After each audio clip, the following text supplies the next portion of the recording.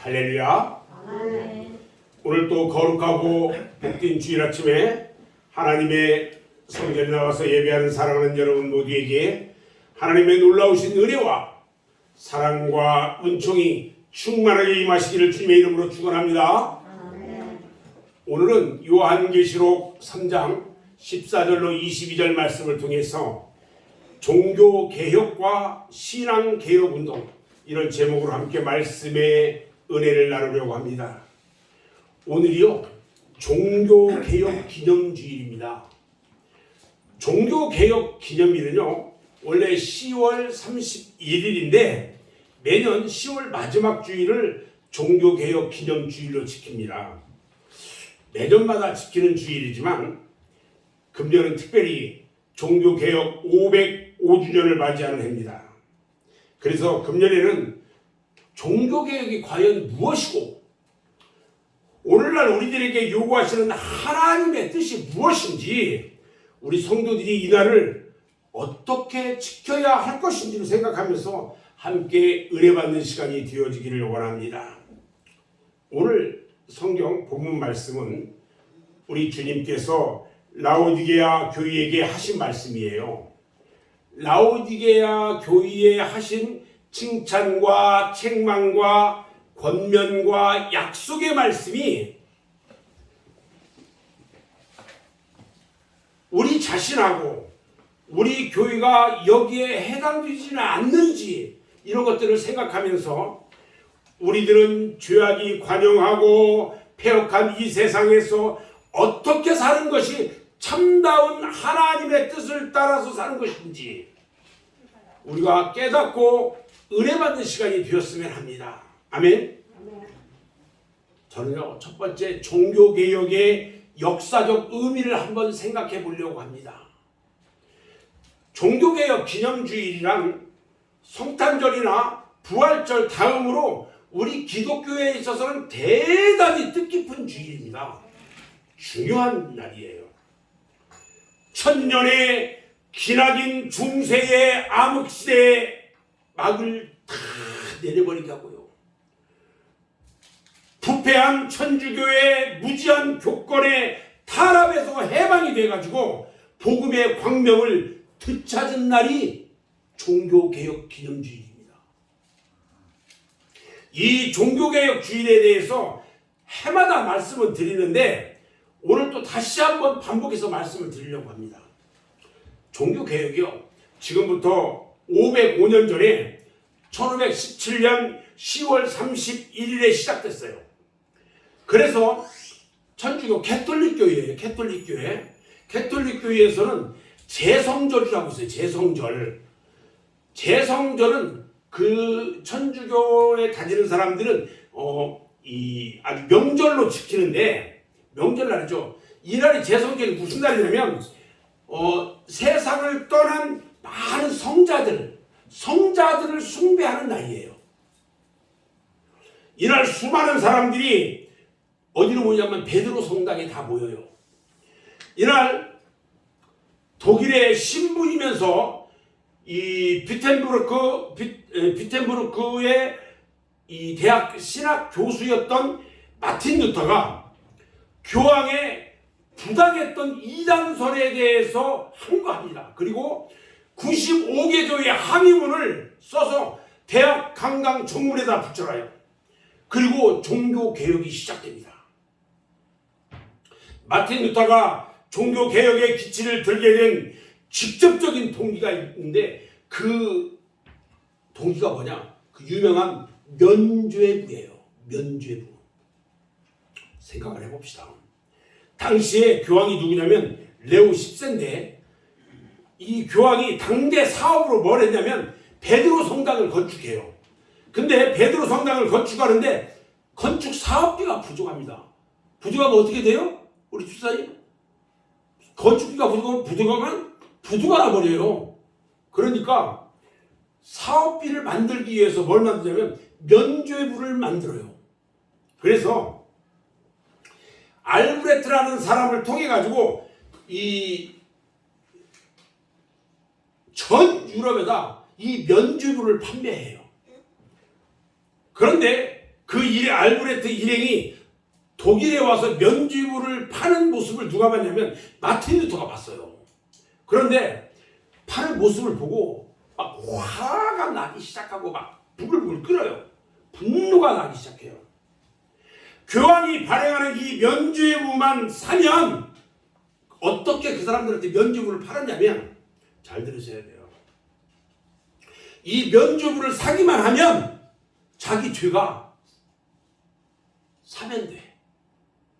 그리고 면죄부를 또 다른 한 장을 사면 자기 가족들의 죄가 다 사함받아.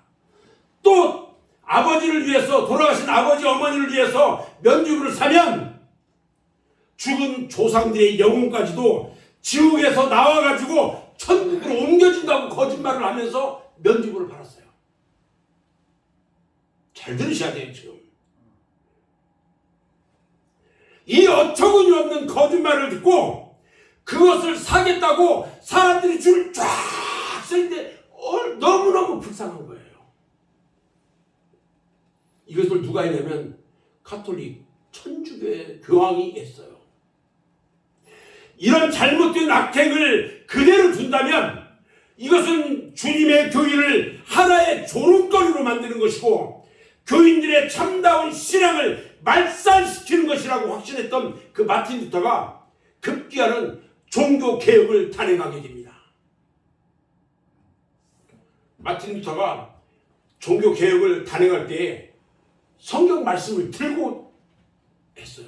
오늘 교동문에서도 읽었지만 로마서 1장 17절 말씀에 보면 복음에는 하나님의 의가 나타나서 믿음으로 믿음에 이르게 하나니 기록된 바 오직 의인은 믿음으로 말미암아 살리라 한 것 같으니라. 할렐루야. 이 말씀에 힘을 얻고 위치입니다. 모든 사람은 하나님의 말씀으로 돌아가야 합니다. 하나님의 말씀으로 돌아가야 합니다. 그리고 오직 믿음으로만 구원을 받습니다. 아멘. 위쳤어요. 오직 믿음, 오직 은혜, 오직 성경, 오직 하나님의 영광. 이것이 루터의 신앙 고백이었어요. 그런데 루터가 종교개혁을 하는 것은요, 생명을 걸고 하는 매우 위험한 일이었다는 겁니다. 당시 천주교의 세력이요, 말할 수 없이 막강합니다. 지금도 마찬가지예요. 마치 계란으로 바위를 치는 것과 같아요.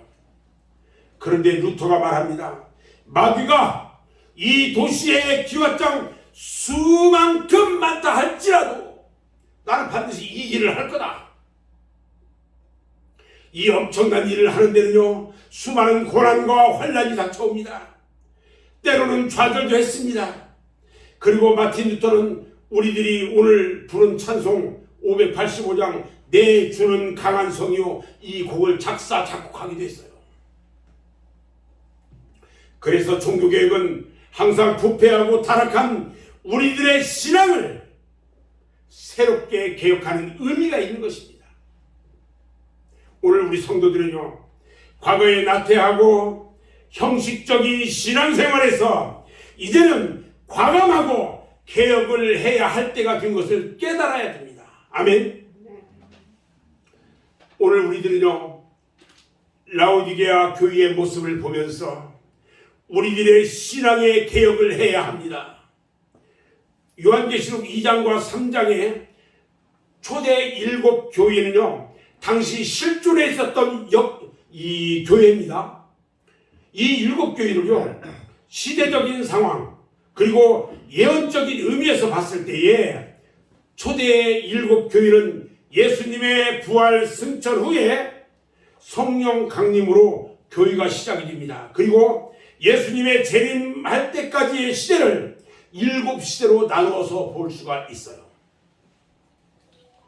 라오디게아 교회는요, 주후 1900년 이후부터 앞으로 언제일지는 모르지만 예수님이 재림하시는 날까지 교회의 모습을 보여줬어요. 오늘날 우리는 오늘 본문 말씀을 통해서 이 시대의 모든 교회를 향한 우리 주님께서 책망하시는 말씀이에요. 당연히 그 속에 우리 맑은샘 교회도 포함되어 있다는 것을 깨달아야 합니다. 우리 주님께서 책망하신 말씀. 여러분, 라오디게아 교회의 이름 라오디게아라는 뜻은요, 어떤 의미를 가지고 있냐면 백성들을 기쁘게 한다, 이런 뜻이에요. 백성들을 기쁘게 한다, 이게 라오디게아라는 뜻이에요. 라오디게아는요, 그 시가 그 당시에 상업이 대단히 발달되어 있는 도시예요. 그리고 경제적으로는 상당히 부유한 도시야, 그 라오디게아 그 시가. 이 도시에 사는 사람들은요, 지나칠 만큼 타협심이 참 많아요. 그리고 이렇다 할 특징적인 것은 없어. 그냥 평범한 사람들이에요. 자, 이 사람들이 왜 그럴까? 여러분, 라오디게아 그 시가요, 유명한 온천으로 유명한 지역입니다. 사람들이 많이 올까요, 안 올까요? 많이 오지요. 관광객들이 많이 찾는 곳이에요. 그리고 병자들이 많이 찾는 곳이에요. 이런 천혜의 조건들이 그 도시 사람들을 미온적인 사람으로 만들어버렸어요. 미지근합니다. 라오디게아 교회는요, 미지근한 도시예요. 그러다 보니까 하나님을 믿는 믿음에는요, 관심이 없어요. 교회 생활도요, 그냥 형식적으로 왔다 갔다 할 뿐이고요. 교인이라는 이름은 있는데 뜨거운 열정도 없고 모두가 미지근한 상태가 되고 말았어요. 그래서 교회도요, 부유한 물질의 병에 빠져버리고 말았습니다. 우리 주님은 이러한 물질의 부유함보다도 사랑과 믿음과 은혜가 충만하기를 원하셨던 거예요. 그러다 보니까 라오디게아 교회는요, 7교회 중에서 우리 주님으로부터 칭찬을 하나도 받은 거 없고요, 책망만 받는 교회가 되고 말았어요. 라오디게아 교회가 받은 책망을 보면요, 첫 번째요, 차지도 않고 덥지도 않다고 책망을 받았어요. 오늘 본문 3장 15절 16절을 보면요, 내가 네 행위를 아노니 네가 차지도 아니하고 뜨겁지도 아니하도다. 네가 차든지 뜨겁든지 하기를 원하노라. 네가 이같이 미지근하여 뜨겁지도 아니하고 차지도 아니하니 내 입에서 너를 토하여 버리리라. 토하여 버리겠다고 말씀하셨어요. 신앙은요, 냉철하게 차든지 열정적으로 뜨겁든지 해야 합니다. 그날 안일한 가운데서 아무런 발전이나 진보도 없이 나태해에 빠져 있는 것은 아무런 유익이 없어요. 우리 주님께서요, 진보 없이 나태한 것을 제일 싫어해요. 데살로니가전서 5장 3절 말씀을 보면요, 그들이 평안하다 안전하다 할 그때에 임신한 여자에게 해산의 고통이 이름과 같이 멸망이 갑자기 그들에게 이르니 결코 피하지 못하리라 말씀하셨어요. 우리 기독교는요, 적당주의나 중립적인 태도는 있을 수 없습니다. 그래서 주님께서는 미지근한 신앙을 가진 사람들을 토해버린다고 말씀하셨어요. 열왕기상 18장 21절에 보니까 엘리야가 모든 백성에게 가까이 나아가 이르되 너희가 어느 때까지 둘 사이에서 머뭇다려느냐? 여호와가 만일 하나님이면 그를 따르고 바알이 만일 하나님이면 그를 따르지니라 하니 백성이 말 한마디도 대답하지 않았다 그랬어요. 하나님을 믿는다고 하는 그들이 바알신을 따라다니고 미장미장했어요. 바알도 아니고 하나님도 아닌 자들이, 교회도 아니고 세상도 아닌 그들, 우리 주님은 그들을 책망했어요. 교인 같은데 자세히 들여다보니까 교인도 아니고 불신자도 아닌 자들, 우리 하나님이 책망했어요. 여러분, 병균들 있죠. 병균들은 미지근한 데서 많이 발생을 합니다. 그리고 번식해요. 찬 곳이나 뜨거운 곳에서는요 세균 번식이 잘 안 돼요. 그런데 미지근한 곳에는 항상 세균이 잘 번식을 해요. 이와 마찬가지로요 죄도 신앙이 미지근할 때 집투하고요 사탄의 유혹도 우리들의 믿음이 미지근할 때에 적극적으로 공격을 한다는 것입니다. 마귀는요 미지근한 것을 아주 좋아해요.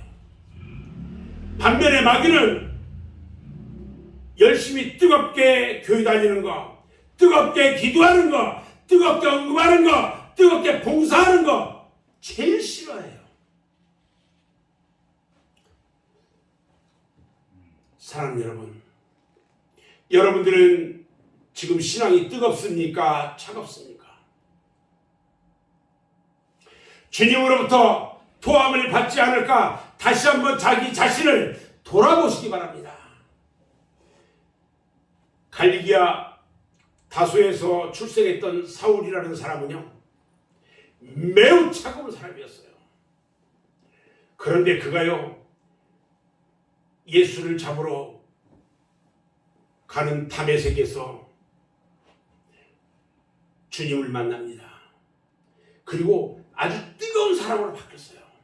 평생 증거자의 삶을 살았어요.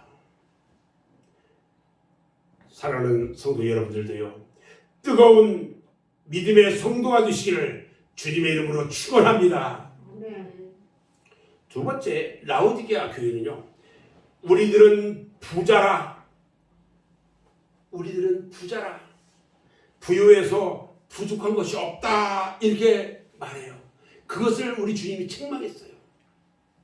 라오디게아 교회의 교인들은요 자신들을 스스로 부자라고 말했습니다. 그래서 부족한 것이 자기들에게는 없다고 말해요.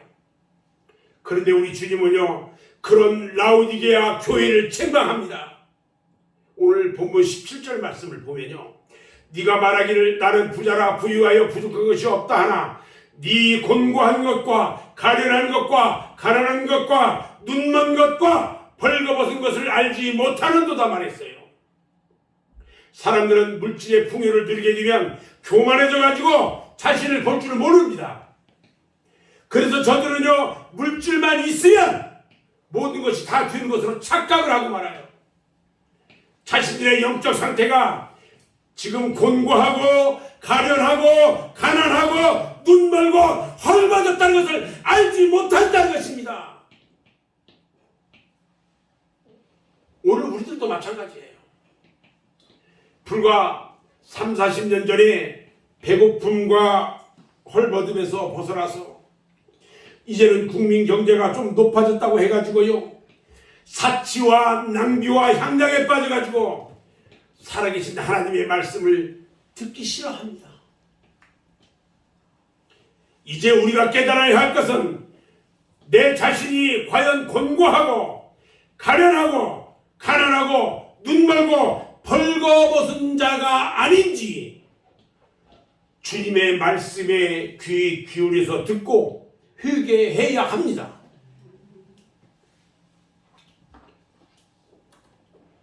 우리 주님께서요 라오디게아 교회에 주신 권면의 말씀이 있었어요. 그것은요 첫 번째 불로 연단한 금을 사가지고 부유하게 하라고 했어요. 세상의 부유함을 자랑할 것이 아니라 믿음의 부유함을 자랑해야 합니다. 연단한 금이요 믿음이에요. 믿음. 베드로전서 1장 7절 말씀에 신앙은 불로 연단한 금이다라고 했어요. 불로 연단한 금과 같은 신앙은요 어떤 경우에도 세상을 의지하지 않고 어떤 시련이나 고통을 당한다 할지라도 변질되지 않는 믿음인 것입니다. 그러므로 이런 믿음은요 불로 연단한 금과 같은 신앙인 것이에요. 라오디게아 교인들은요 이와 같은 믿음이 없기 때문에 주님으로부터 책망을 받았던 거예요. 우리 맑은샘 교회 여러분들도요 어떤 환난이나 시련 속에서도 영원히 변함이 없는 금과 같은 믿음 갖기를 주님의 이름으로 축원합니다. 아멘. 두 번째요 권면의 말씀이 두 번째 뭘까? 흰 옷을 사 입어서 벌거벗은 수치를 보이지 않게 하라고 그랬어요. 아무리 비단 옷을 입어도요, 믿음의 수치를 가리지 못한다면 마치 선악과를 따먹고 무화과 잎사귀로 앞을 가린 아담과 하와 같이 되는 거예요. 흰옷은요, 예수 그리스도의 보혈로 속죄함을 얻은 성결한 그런 성령을 말해요. 이 옷은요, 주님만이 주시는 신부의 예복이에요. 장차 신랑 되신 예수님을 맞이할 때에 이 세마포로 예복을 입어야 주님을 만날 수가 있어요. 여러분들은 지금 주님이 주시는 이 예복을 혹시 입고 있습니까? 여러분 자신을 한번 돌아보시기 바랍니다. 세 번째, 우리 주님의 권면의 말씀은요, 안약을 사서 눈에 발라보게 하라는 거예요. 에베소서 1장 17절에 우리 주 예수 그리스도의 하나님 영광의 아버지께서 지혜와 계시의 영을 너희에게 주사 하나님을 알게 하시고 너희 마음의 눈을 밝히사 그랬어요. 마음의 눈을 밝히셨다고 그랬어요. 이 말씀처럼 계시의 말씀, 주님의 말씀이 지금 영의 눈을 뜨게 하는 안약이라는 거예요. 그러므로 주의 실상은 영의 지혜로서 알 수가 있고요. 죄를 발견하는 것은 영의 능력으로 가능하고요.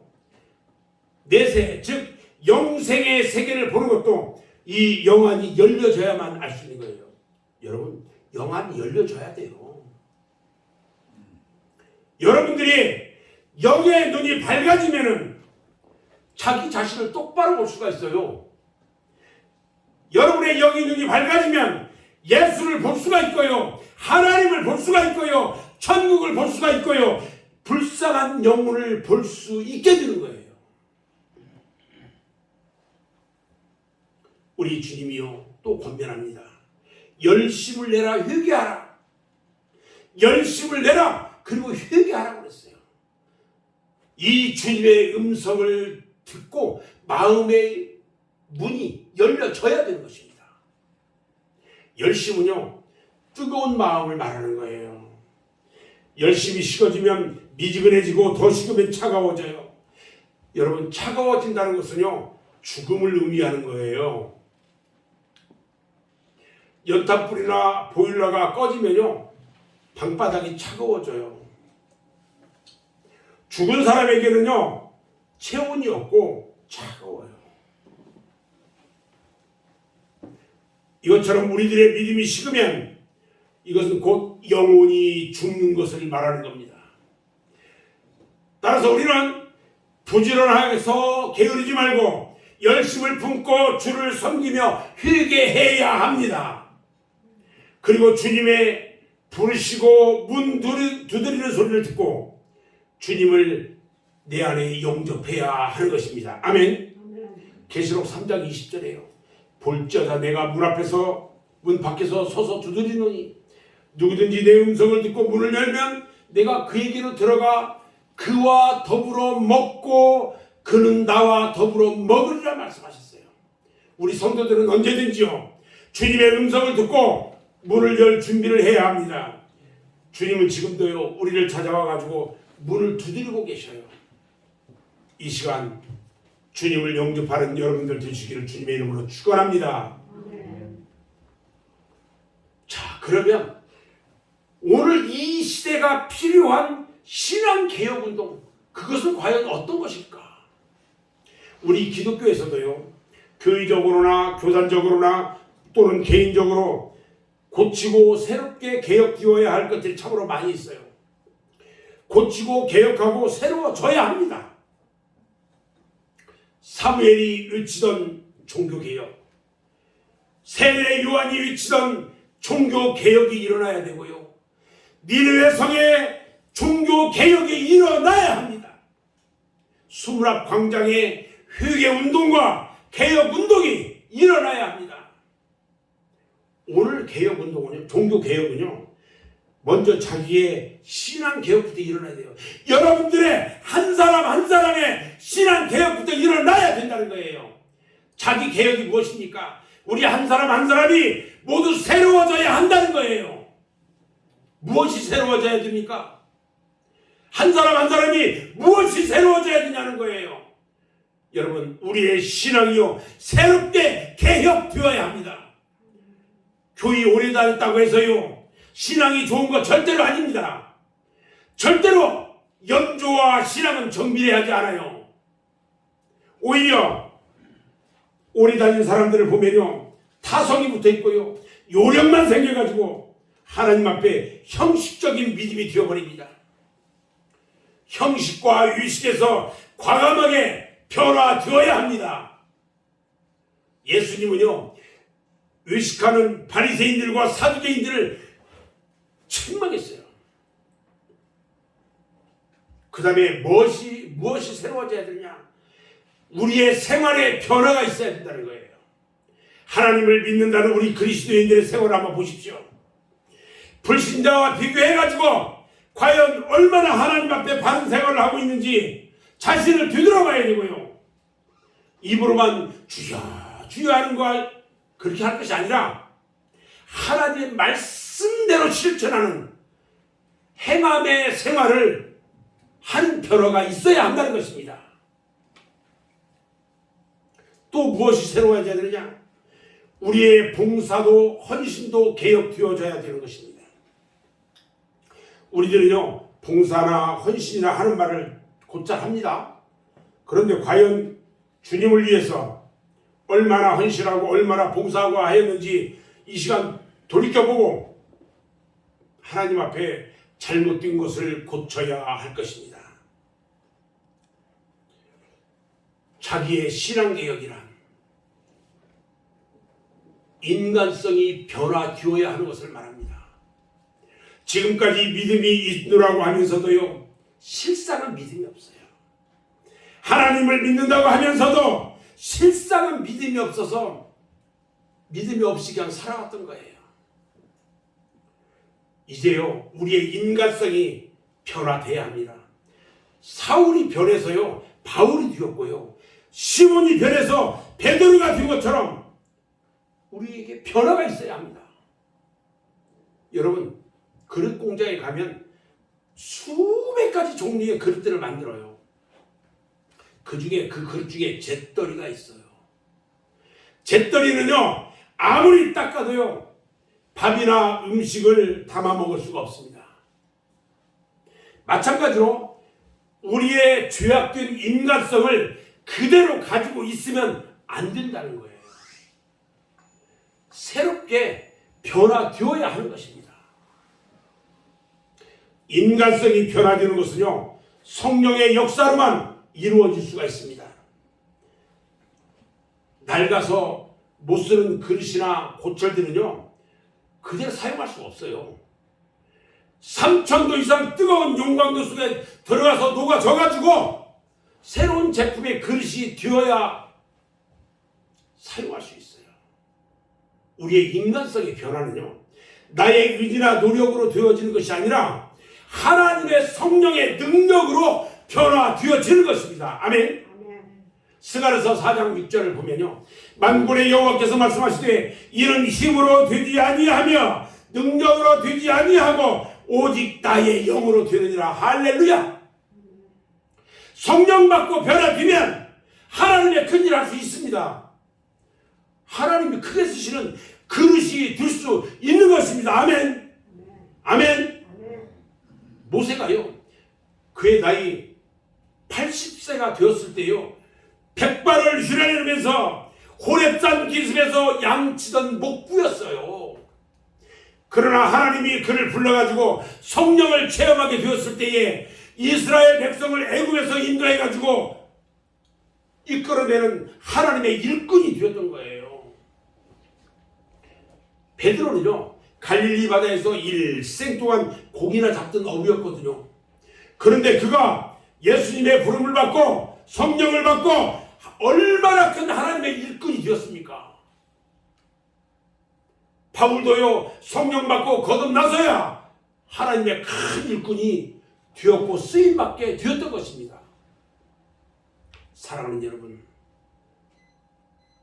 성령 받고 거듭났고 변화되어 하나님이 여러분들을 크게 사용하는 큰 일꾼이 되기를 주님의 이름으로 축원합니다. 저는 이제 오늘 말씀을 마무리하면서요, 종교개혁주의를 맞이해서 우리 주님께서 라오디게아 교회에 하신 말씀을 다시 한번 우리는 생각해야 합니다. 그리고 주님이 보시기에 부족하고 잘못된 것을 회개해야 합니다. 그리고 뜨거운 열심 있는 믿음으로 변화되어야 합니다. 마틴 루터처럼 불의와 죄악과 싸워서요, 다시 한번 우리를 자신의 믿음의 개혁의 불을 붙여야 합니다.